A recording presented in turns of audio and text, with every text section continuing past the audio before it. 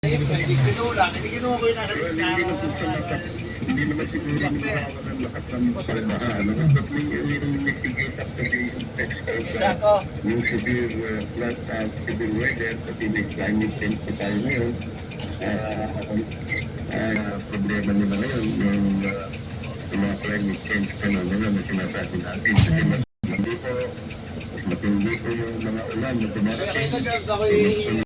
Kaya natin dito sa Pilipinas ngayon, wala na. Linggo na po yata yung wala tinawagan. Kahit ikaw, ginawa mo siya ko ni.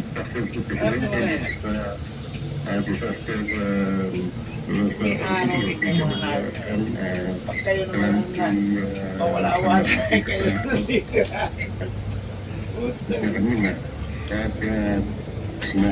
Yung gano'n may malalampas yung isang po. Hindi, yung ano, yung kapalaya. Kapala nga eh. Ako rin pa sumunod ng bigas, 2 kilo. 4 na itlog. Ay, yung masok po, hindi yan yung kabrigo yun.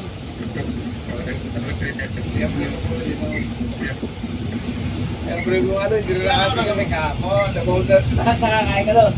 Wala eh. Paano kakain? Eh, nung natalo ako ng 2 tanang may pumasok na sa akin ko. Ako eh, kumain at natulog na. Eh, sabi nga ni Mrs. ang aga akong natulog. Sabi, talo ako 2 tanang. Sabi nga may walang tumalani. Sapsap. Kain ako ng sapsap. Anong piraso sapsap sa kanin. Kaya ako hindi makakain ng maramit ako hindi,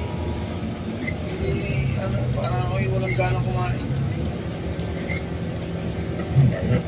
Kasi narado eh. Sa wala. Master. Kasi narado na. Sa lahat ng mga binabang lugar sa bansa. Maraming salamat po. Salamat po. Salamat. At matigas sa baybay. Dito na mga sekretary mag-wall. Pati nga yata si Kumis. Susunod. Ito yung pagtitasi ang bansa sa mga sa kalsasa. Ang balitang hapon.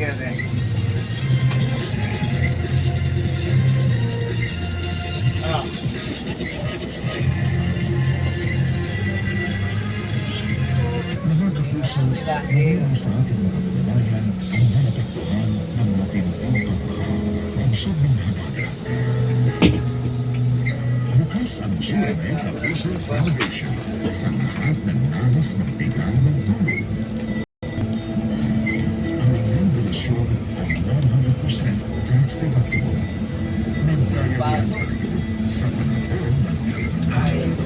For everyone, Filipino. Inuman na, nagpusoy. Ngayon, inuman na ulit. 10 lang yata kayo pumiyahero. Balikan nga yan, ang dami na. Ayawan na. Muna sa unahan ng ulit kumarari na. Slide with us and catch all the festivities. Hintay naman kayo. See you there.